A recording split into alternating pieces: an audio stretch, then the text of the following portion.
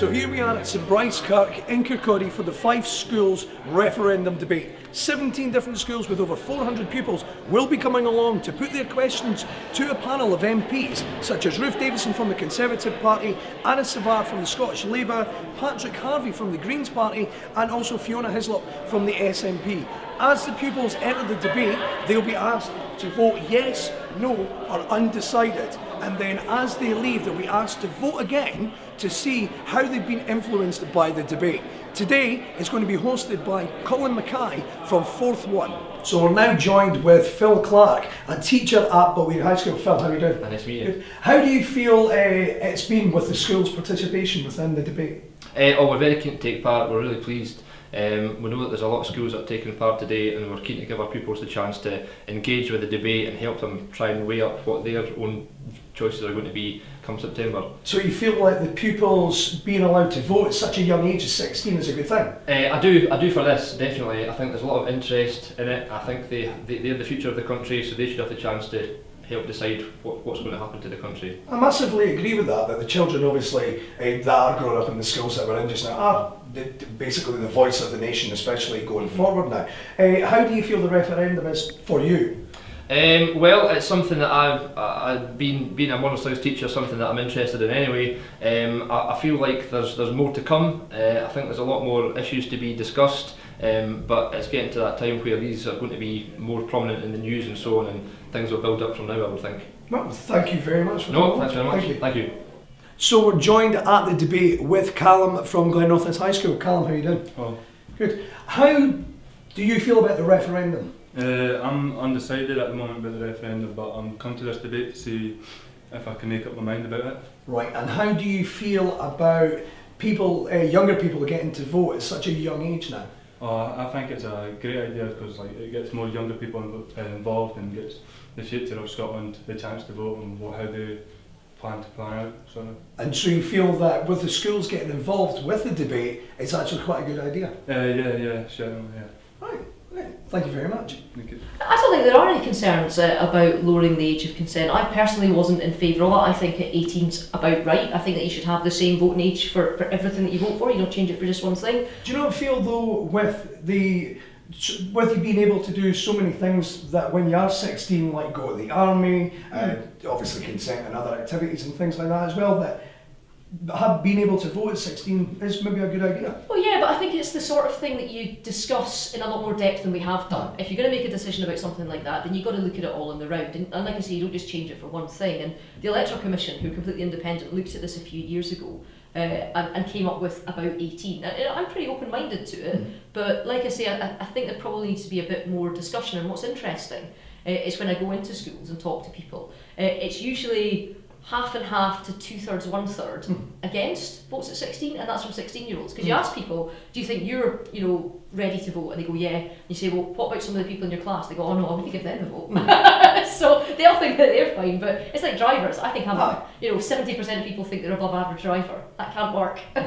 Well, thank you very much for that. Pleasure. Thanks. Right, so now joined with John from Balwearie High School. How are you doing, John? I'm good, thanks. Good. What does the referendum mean to you? I'm more inclined to vote with what my mum and dad feel like, so okay. I guess their opinions and views are quite important. Alright, cool. With regards to young people now being allowed to vote for the referendum, how do you feel about that?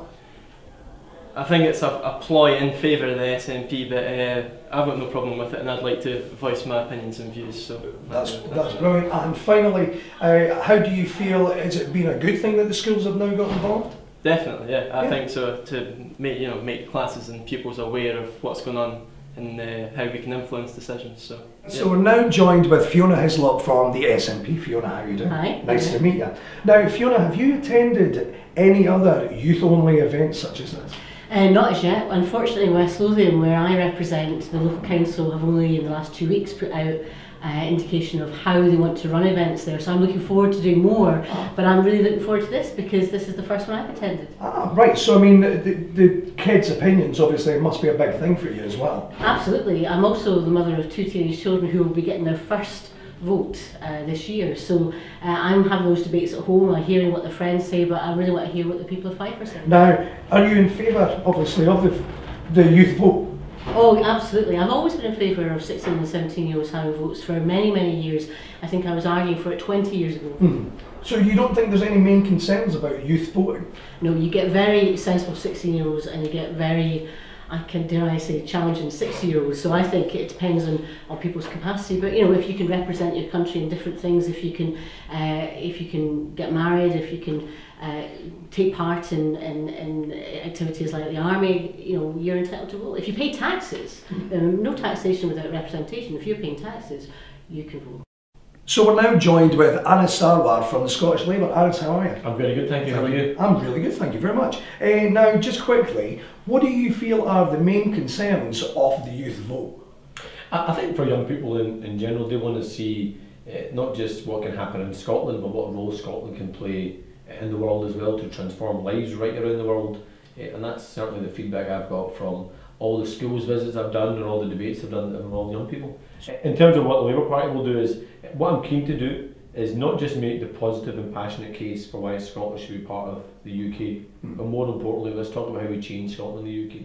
How do we actually create more opportunities for young people? How do we make sure we get greater employability in the workplace? How we promote skills? How we promote lifelong learning? And how we make sure we maximise the potential of every single young person? I genuinely think the Constitution is separate to that. I think the Constitution can help us get to that process. So I think we get safety and security from being part of the UK. But let's get on to the ideas about how we change people's lives. I think if we do that, then this is a debate we can all be proud of. Perfect. Thank you very much for coming and having a chat with us. My Thank pleasure. you. Thank you. We're now joined with Patrick Harvie from the Greens Party. Patrick, how are you? Hello, how are you? Good, I'm good, thank you. Now, just quickly, in regards to the concerns for the youth vote, do you think there is any main concerns there? I think a lot of young people, particularly the 16 and 17-year-olds who will be voting for the first time, they're trying to get their head around a really difficult, complex question. A lot of people don't see this as an automatic question, voting yes or no, but a really something to weigh up the pros and cons. And I hope that people take the time to weigh up the pros and cons and think about whether it's about the economic future, whether it's about how to make a more sustainable Scotland that can make sure that we've got a viable quality of life for people for not just the next few years, like an election, but for generations to come. Oh, okay. And how do you feel that your campaign will influence the youth vote? Well, I hope that the Green Yes campaign is putting forward some distinctive ideas, how to change the kind of economy that we've got so that you don't have big businesses dominating everything, but you've got much more variety, much more small businesses able to survive. Our economy is dominated by a handful of multinationals, whether it's banking, energy, food and retail.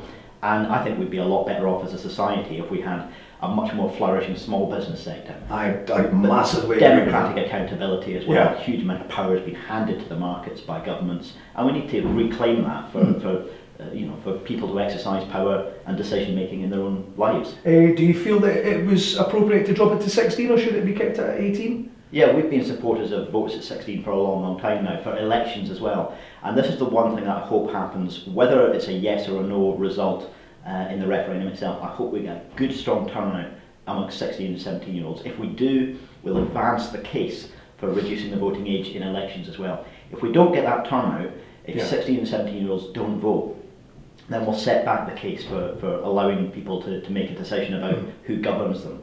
16 and 17-year-olds, they can start jobs, they can start families, they can set up home, they pay taxes. They should have a right to help choose who's the government that's making the laws that impact on us all. Yeah, definitely.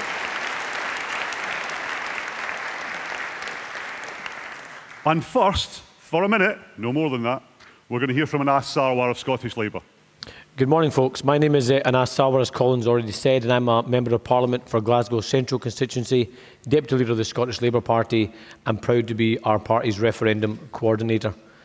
I will be voting no, and I'm proud to be playing a role in keeping Scotland part of the United Kingdom. But I'm voting no because I believe in an idea bigger than independence, and that's the pooling and sharing of resources across the UK for the benefit of everyone in the UK. Where a pensioner in Fife is supported by a taxpayer in Newcastle, where a disabled person in Cardiff is supported by a worker in Aberdeen.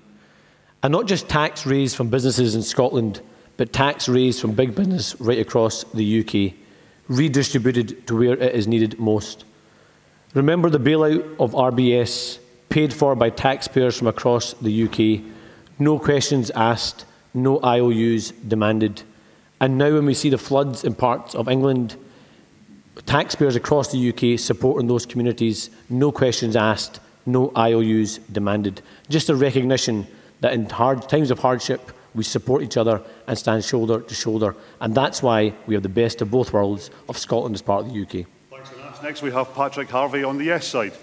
Over the next few months, you're going to hear a lot of people trying to tell you that independence would be either utopia or disaster. I don't think either is true. I think the truth is somewhere in between.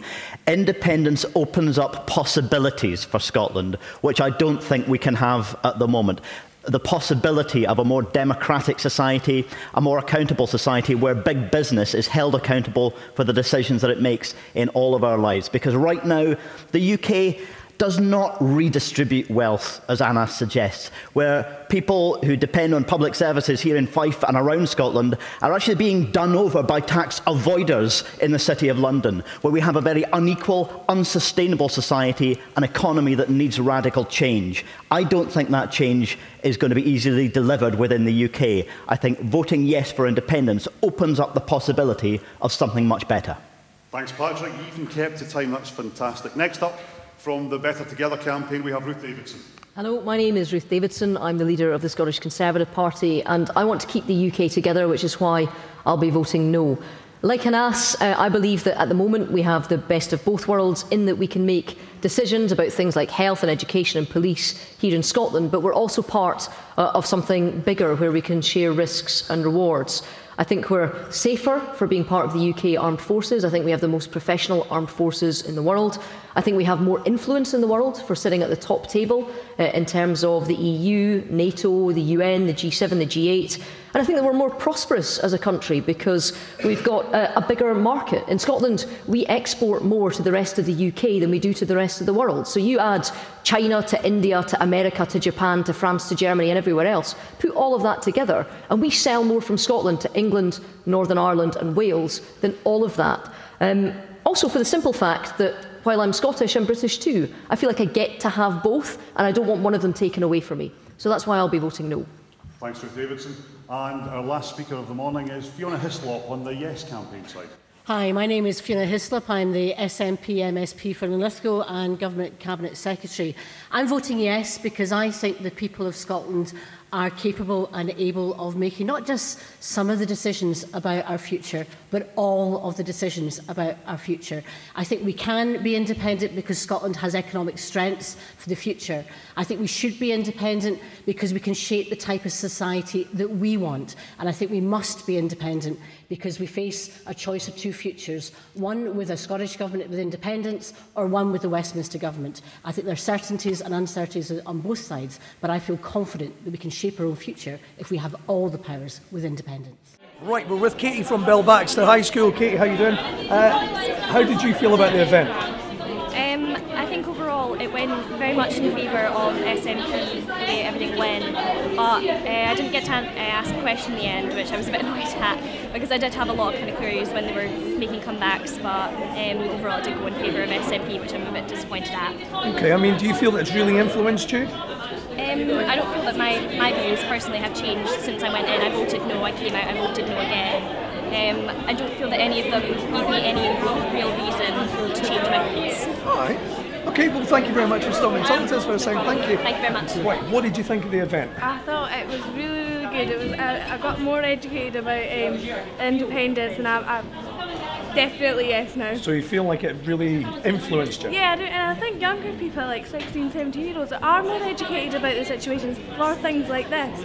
Because there may be like 30-year-olds like just sitting and thinking, I'm going to vote no just because I don't want change. But we're actually doing something about it, and we're coming to things like this and we're actually getting educated about it. I think that's the best thing we can do for the country. Well, I can't say nothing because I'm a 30-odd-year-old that thought that very same opinion before it came to that. Thank you very much for stopping and talking to us. We're joined with Anna McIver from Fife College. Anna, how are you? I'm good. Good. How do you feel the event went for you? I thought it was really interesting. I think it's good to hear from different parties their viewpoints, but also people mind. It's interesting to hear what they think.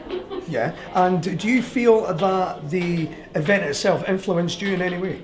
I think it has helped. I've already been pretty set on what I want to vote and I know I'm going to stick with it, but I think it's always best to do your research and know what you're talking about and know what you're actually voting for. With regards to your decisions then, do you feel that they've been your decisions or do you feel they've been influenced to you by your parents? No, because my parents, like, they are pretty involved in politics, but it has encouraged me to get involved, but they'd never stop me kind of from doing what I want. Making your own decision Yeah. and stuff. Yeah, okay. Well, thank you very much for stopping and talking to us. So we're now joined with Craig from All Community High School. Craig, how you doing? Great, thanks. Good. Right, in regards to the event itself, how do you feel it went for you? I think it was very well set up, it was well structured and the time went by quite quickly, so it was great that everyone was getting involved and plenty of questions asked. Yeah, so do you feel that the school's getting involved with the politics and stuff, that's a good thing? Yeah, I think it's great that young people are getting involved and given the opportunity to see so many people's opinions and get a real feel for the referendum debate. Well, I mean, obviously young people are the future of the country. Yeah. So do you feel that it was a good idea for the age to be dropped for the voting age to 16? Yeah, I do. I felt it would be unfair for me not being able to vote, so I'm glad it's been dropped because it does have an effect on me, of course. Yeah.